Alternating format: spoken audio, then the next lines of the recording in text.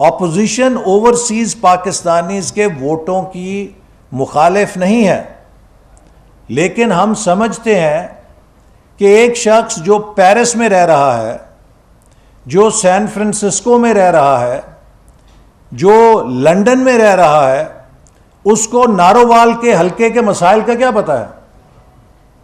اس کو لالا موسیٰ کے مسائل کا کیا پتہ ہے؟ اس کو جیکب آباد کے مسائل کا کیا پتہ ہے؟ اس کو کلات کے مسائل کا کیا پتہ ہے؟ اسے ثوابی کے مسائل کا کیا پتہ ہے؟ یا کالام کے مسائل کا کیا پتہ ہے؟ اس سے تو آپ پوچھیں کہ لندن کی آب و ہوا کیسی ہے، لندن کی جو میس ٹرانزٹ ہے وہ کیسی چل رہی ہے، نیو یارک کے اندر کرائم کی سچویشن کیسی ہے۔ تو ایک شخص جو بیرون ملک بیٹھا ہے وہ ہمارے ملک کے حالات سے باخبر نہیں، وہ ہمارے حلقوں میں ووٹ نہیں دے سکتا، لیکن چونکہ اوورسیز پاکستانی ہمارا اثاثہ ہیں تو ان کے لیے نشستیں مخصوص کی جا سکتی ہیں۔ وہ اپنے نمائندے بھیجیں قومی اسمبلی کے اندر، بجائے اس کے کہ وہ ہمارے علاقوں کی سیاست جن کے بارے میں انہیں معلوم نہیں ہے اس کے بارے میں انہیں ووٹ دے کر آن لائن انٹرنیٹ کے نظام کے ذریعے ان کے ووٹوں کو ہیک کرنے کا دروازہ کھولا جائے۔ پوری دنیا میں ثابت شدہ ہے، ایف بی آئی نے، سائبر سیکیورٹی یونٹ نے کہہ دیا ہے، ہوم لینڈ سیکیورٹی نے کہہ دیا ہے، دنیا کی ہر جمہوریت نے کہہ دیا ہے کہ آن لائن ووٹنگ سیف نہیں ہے، ہیک ہو جاتی ہے۔ کون اس بات کی ضمانت دے گا کہ پاکستان دشمن ایجنسیاں جن کے پاس سائبر اٹیک کرنے کی صلاحیت ہم سے بہت بہتر ہے، وہ پاکستان کے آن لائن نظام، ووٹنگ نظام میں داخل ہو کے ہمارے انتخابی نتائج سے نہیں کھیلیں گے؟ کون اس کی ضمانت دے سکتا ہے؟ تو یہ تو ایک ایسے دروازے کھول رہے ہیں کہ جس کے ذریعے سے پاکستان کی جو خود مختاری ہے، جو پاکستان کی اندرونی سیاست ہے، اس میں بیرونی مداخلت کے دروازے کھل جائیں گے۔ لہٰذا یہ حساس موضوعات ہیں، ان کے اوپر آپ اپوزیشن کے ساتھ بیٹھیں، الیکشن کمیشن کے ساتھ بیٹھیں۔ الیکشن کمیشن تک کو نہیں پوچھا اور الیکشن کمیشن کی رائے کا انتظار نہیں کیا۔ آپ نے خبر سنی ہوگی کہ الیکشن کمیشن جو ہے وہ حکومت کے پاس کردہ قانون کا اب جائزہ لے گا کہ یہ کیسا قانون ہے، اس پہ ہم عمل کر سکتے ہیں یا نہیں کر سکتے۔ الٹی گنگا بہہ رہی ہے۔ پہلے الیکشن کمیشن سے پوچھنا چاہیے تھا کہ یہ ہم تبدیلیاں لانا چاہتے ہیں، کیا یہ ممکن ہے یا نہیں ہے۔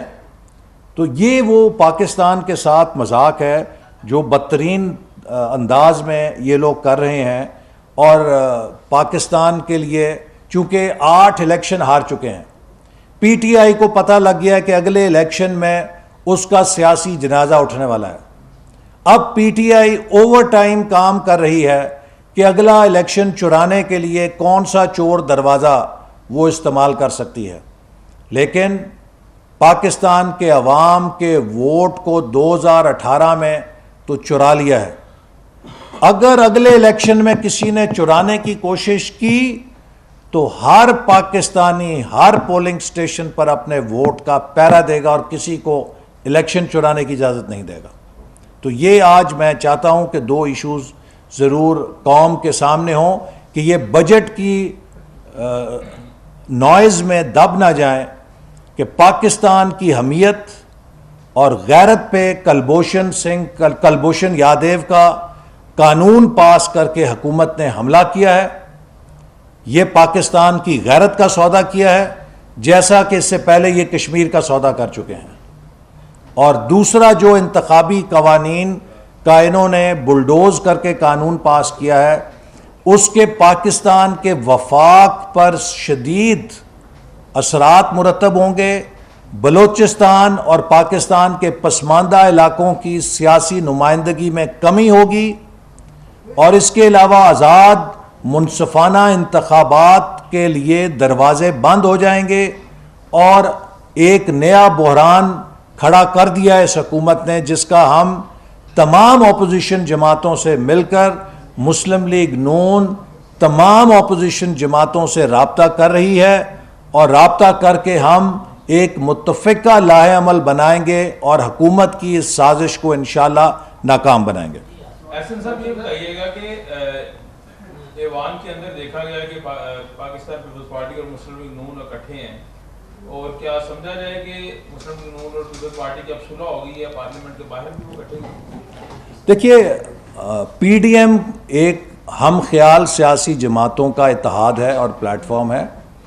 پی ڈی ایم کے پلیٹ فارم سے جو ہم خیال جماعتیں ہیں وہ اپنی جد و جہد جاری رکھیں گی، لیکن پارلیمنٹ کے اندر اپوزیشن کے بینچوں پر غیر پی ڈی ایم جماعتیں بھی موجود ہیں، اور ہم سمجھتے ہیں کہ جو ملک کے حالات ہیں ان کا تقاضا ہے کہ ہم اپوزیشن کی صفوں میں کم سے کم انتشار کو موقع دیں، لہٰذا مسلم لیگ نون پارلیمنٹ کے اندر ہول آف اپوزیشن کے طور پہ سب کو مل کر ان کا جو کردار ہے وہ ادا کرنے کے لیے جو بھی اس کی اپنی کنٹریبیوشن ہے وہ کرے گی۔ احسن اقبال صاحب، کل سے سوشل میڈیا پر آپ کے ایک ٹویٹ کی بڑی بات ہو رہی ہے اور یہ کہا جا رہا ہے کہ آپ نے کچھ شخصیات کو خوش کرنے کے لیے وہ ٹویٹ کیا ہے دکھائی بجٹ والا، اور خوش کرنا چاہ رہے ہیں کہ کیونکہ اگر انہیں اعتراض نہیں ہے تو کیا آپ ان کے ترجمان ہیں یا نون لیگ کے؟ دیکھیے میں نے تو ہر طرح سے اس بجٹ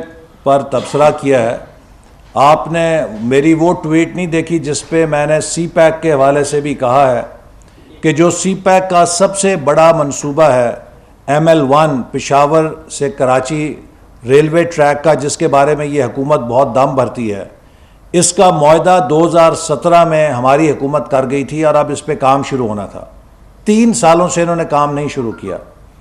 اس سال جس منصوبے کی لاگت 1119 ارب ہے، اس منصوبے کے لیے صرف 6 ارب روپے بجٹ میں مختص کیے گئے ہیں۔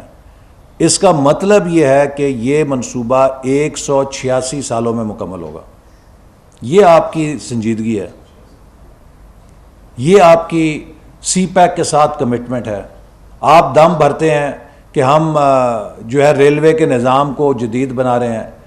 مسلم لیگ نون نے آخری سال ریلوے کو 43 ارب کا ڈیولپمنٹ بجٹ دیا تھا۔ آپ نے پچھلے دفعہ 16 ارب دیا تھا اور اب 30 ارب ہے۔ آج بھی 13 ارب کم ہے جو ہم نے دیا تھا۔ ہم نے 2017-18 میں نیشنل ڈیولپمنٹ کے لیے 2100 ارب کا بجٹ پیش کیا تھا، 2100 ارب کا 2017-18 میں۔ آج 4 سالوں کے بعد آپ 2100 ارب کا ڈیولپمنٹ بجٹ پیش کر رہے ہیں، اور اگر اس میں آپ انفلیشن ڈال لیں اور اگر آپ اس میں روپے اور ڈالر کی جو عدم ہوئی ہے، توازن ہوا ہے، اس کو ڈال لیں تو آپ کا یہ 2100 ارب جو ہے 2017-18 کے مقابلے میں میرا خیال ہے 1400 ارب بھی نہیں ہوگا۔ تو آپ پاکستان کو آگے لے جانے کی بجائے پیچھے لے کر جا رہے ہیں۔ کس بات کی آپ تالیاں بجا رہے ہیں، کس بات کے آپ جشن منا رہے ہیں؟ تو ملک کی ڈیولپمنٹ کا بیڑا غرق کر دیا۔ اور اسی طرح جو ملک کی سیکیورٹی ہے، دیکھیے ملک کی سیکیورٹی ہر پاکستانی کے لیے بہت حساس ہے، اور کل جب انہوں نے اس بات کو بڑا فخریہ پیش کیا کہ ہم نے 1370 ڈیفنس کا بجٹ پیش کیا ہے، تو میں نے اس پہ انہیں آئینہ دکھایا کہ جناب آپ نے تو 3 سال سے تقریباً 1300 ارب پہ بجٹ فریز کیا ہوا ہے۔ اس دوران 3 سالوں میں بھارت نے 62% اضافہ کیا ڈیفنس بجٹ میں۔ مسلم لیگ نون کی حکومت جب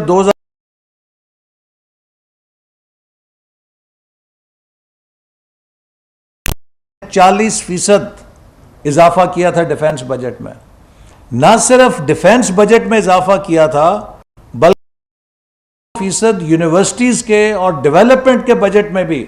جب ہم اقتدار میں آئے ہیں تو 340 ارب کا PSDP تھا، اور ہم نے جب حکومت چھوڑی ہے تو اسے ہم 1000 ارب پہ چھوڑ کر گئے تھے۔ پاکستان کی تاریخ میں ہائیسٹ ڈیولپمنٹ بجٹ تھا اور ہائیسٹ ڈیفنس بجٹ تھا۔ اگر معیشت آپ کی توانا ہوگی تو آپ اپنی ڈیولپمنٹ کی ضرورت کو بھی پورا کریں گے اور دفاع کی ضرورت کو بھی پورا کریں گے. لیکن اگر آپ کی معیشت کو مفلوج اور بیمار کر دیا جائے گا تو نہ آپ اپنے سلامتی کے تقاضے پورے کر سکتے ہیں، نہ آپ اپنی ترقی کے تقاضے پورے کر سکتے ہیں. تو اس حکومت نے پاکستان سے ترقی بھی چھین لی ہے اور اس کی سیکیورٹی کو بھی داؤ پہ لگا دیا.